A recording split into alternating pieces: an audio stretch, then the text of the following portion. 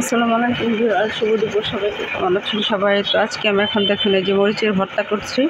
মরিচের ভর্তা বলতে আজকে আমি হচ্ছে বালাচাও ভর্তা করতেছি। এখন বালাচাও আমি হচ্ছে যে আমার নিজের ভিডিওতে অ্যাড দেখেছিলাম, আর কে রয়্যাল মার্টের অ্যাড দেখেছিলাম। একটা কম্বো অফার, বেশ কয়েকটা কম্বো অফার চলছে। সেই কম্বো অফার থেকে আমি একটা অফার নিয়ে এনেছিলাম। সেটাতে ছিল যে 3টার একটা অফার। হচ্ছে যে নাগামরিচের আচার 200 গ্রাম, আর 250 গ্রাম হচ্ছে বালাচাও, আর 250 গ্রাম হচ্ছে আচারি গরুর মাংস। তো সেটা নিয়ে এসেছিলাম। ইটস আসলে কি বলবো ভিউয়ার্স, খুবই it's so yummy and tasty. এক কথায় মানে স্বাদে গন্ধে অতুলনীয়। তো আমি এখন এই যে দেখুন আচারটা ভর্তা করতেছি।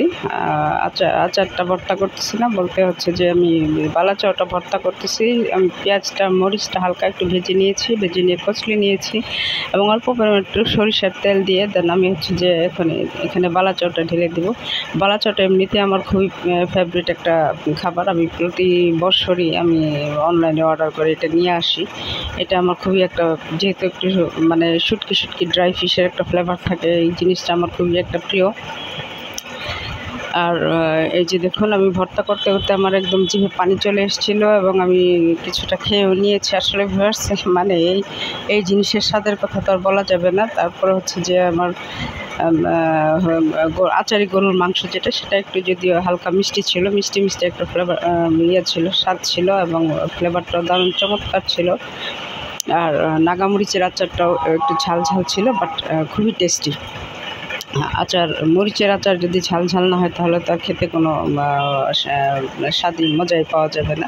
তো আমি এই যে এখন আচারি মাংসটা বেড়ে নিচ্ছি। আজকে আমাদের দুপুরের আইটেমের প্রধানতম আইটেম হচ্ছে যে নাগামরিচের আচার, আচারি গরুর মাংস, আর হচ্ছে বালাচাও ভর্তা। আমি এগুলা দিয়ে মোটামুটিভাবে 2 প্লেট ভাত খেয়ে নিয়েছি।